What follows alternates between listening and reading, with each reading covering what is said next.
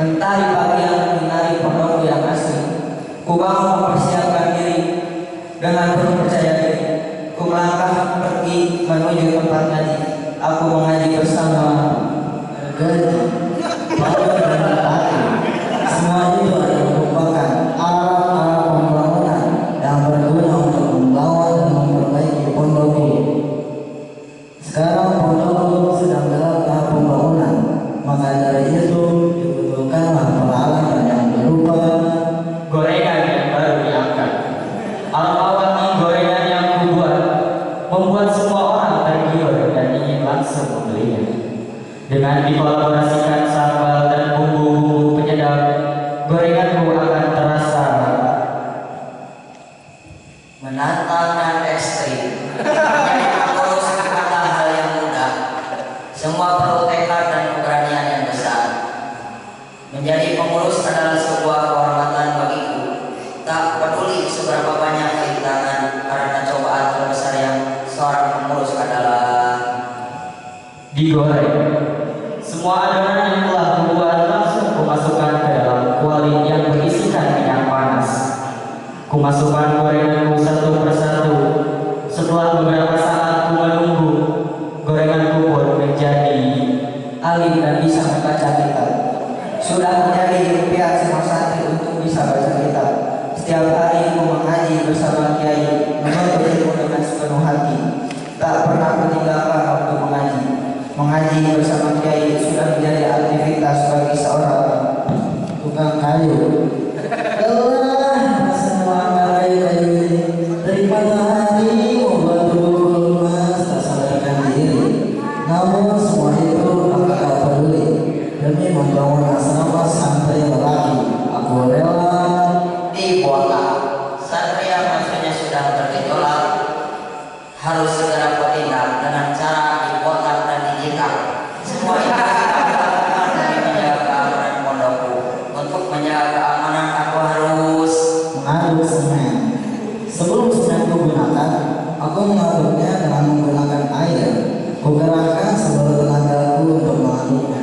Inilah yang dinamakan dengan kerja keras. Dan kerja keras ini hanyalah untuk ibu dapur, sosok wanita yang selalu memberi santri makan dan makankan. Ibu dapur, kau takkan terlupakan. Jerih payah memasak, masakan kita pasti akan menjadi gosong. Sayang sekali gorengan yang kubuat ternyata gosong karena kelalaianku. Rasanya menyesal telah meninggalkannya. Yang pada akhirnya gorengan itu aku berikan pada kiai. Tak cukup menyatakan mengaji pada kiai. Setelah mengaji, aku tak lupa berkhidmat pada kiai. Siang malam tanpa henti berkhidmat, dan mengaji hanya untuk mendapatkan batu bata, khususnya batu bata yang memperindah pondokku. Dengan hati-hati kau letakkan satu persatu dengan diri hembusan angin, membuatku semangat untuk terus bekerja dan bekerja. Suara kicauan burung yang indah tertantun di telingaku yang membuatku ingin memukul dadanya. Ingin sekali ku memukul dada orang yang tak mematuhi perintah guruku. Dengan sigap memanggil semua pengurus untuk mengamani hal itu. Ku kirim bagian keamanan agar bisa menghukum orang tersebut dengan hukuman yang berupa di blender. Kumasukkan rempah-rempah ke dalam blender untuk membuat sambal yang lezat. Di antara rempah-rempah yang kugunakan ada cabai rawit, bawang, tomat, dan manzuma. Manzuma adalah kitab yang selalu dibawa kemana-mana. Di dalamnya ada beberapa materi yang perlu aku hafalkan, yang mana setelah aku hafalkan akan kusetorkan kepada tukang sampah. Saat itu kulihat tukang sampah, hati ini terasa sangat kuman. Karena sampah, pondok akan segera diambil dan pondok akan bersih. Kupanggil divisi kebersihan untuk melakukan tugasnya, membantu si tukang sampah untuk memunguti sampah dan membuangnya ke dalam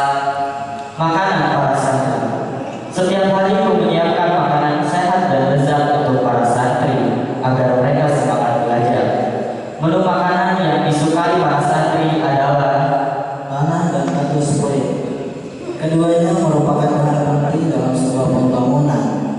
Tanpa dua bahan tersebut, bangunan tak akan sempurna. Untung saja aku yang profesional. Semua yang membuat pasti akan Hancur berantakan. Berapa hancur hati ini saat hafalanku ditolak.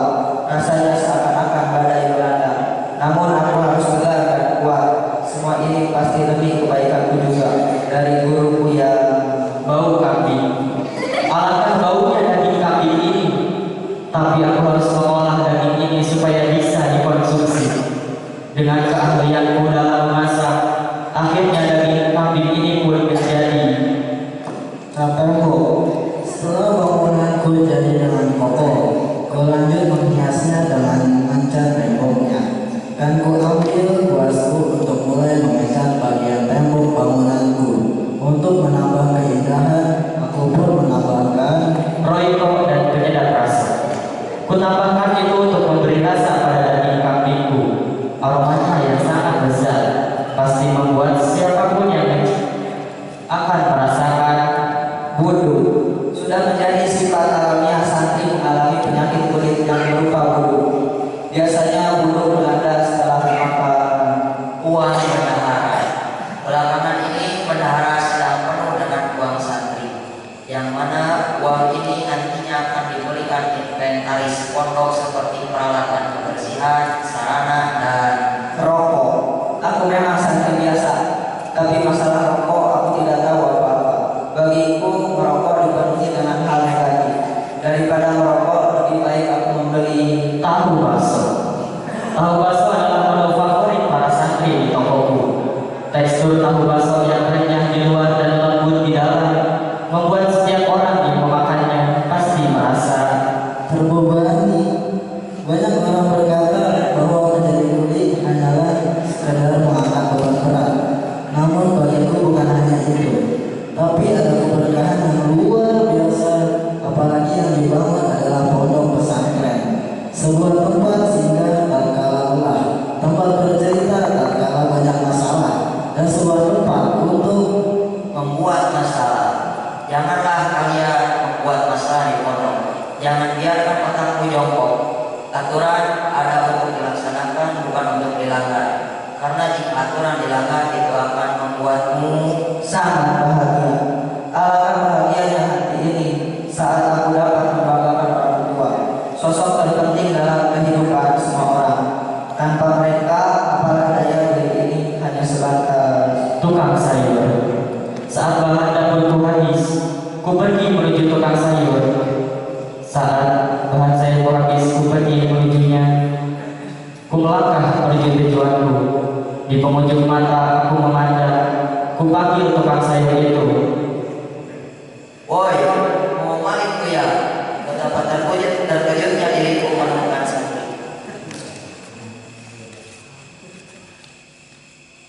yang membuka lemari orang tanpa izin. Tanpa pikir panjang, diriku mendekatinya, dan ternyata yang dia ambil adalah cangkul dan garpu tanah, dua alat yang berguna untuk membantuku menggali lubang subur untuk sumber air para santri. Selain cangkul dan garpu tanah, ada juga alat lain yang sangat membantu, yaitu Skebimit. Skebimit adalah penyebut antara buruk melanda rasa sakit di tubuhku. Sangat meronta-ronta. Dengan disertai rasa gatal yang tiada tara, kuoleskan skebimitku ke atas Tahu lipat yang besar. Betapa menggoda tahu lipat yang kubuat ini. Perpaduan rasa gurih dan pedas membuat lidah seakan menari-nari. Kubuat tahu lipatku terasa lebih lezat dengan cara ku banting dan ku buang. Geram rasanya pada santri yang dibawa terlarang, bawa barang terlarang ke pondok. Ingatlah bahwa pondok adalah tempat yang mulia, tempat di mana para santri beribadah. Seharusnya bukan barang terlarang yang dibawa, tapi seharusnya yang dia bawa adalah gas dan kompor. Alangkah cepat aku memasak menggunakan kompor. Aku dapat memasak banyak masakan sekaligus dalam waktu yang cepat. Setelah itu, aku hidangkan masakanku dan kuberikan kepada para santri agar mereka